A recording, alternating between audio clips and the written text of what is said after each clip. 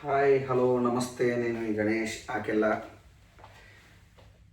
సింగపూర్లో వ్లాగ్స్ చేయడం సంగతి పక్కన పెడితే ఈరోజైతే ప్రయోగం ఆఫీస్కి వెళ్తూ అసలు జర్నీ ఎలా ఉండబోతుందో చూడబోతున్నా. దాన్ని మీకు కూడా చూపిస్తా వీడియోలో. అయినా ఏదో మనం అనుకుంటాం కానీ అసలు నా ముఖం ఇండియాలో ఉన్నంత ఫ్రీనెస్, ఇండియాలో ఉన్నంత కంఫర్ట్ ఇంకా నాకు తెలిసినంత వరకు ఇంకా ఏ కంట్రీలోనూ ఉండదు. అంటే ఎందుకు కంఫర్ట్ అంటున్నానంటే బేసిక్గా ఇక్కడ చాలా ప్రొడక్టివ్గా వర్క్ చేస్తారని తెలుసు, బట్ టైం టు టైం వెళ్ళాలి.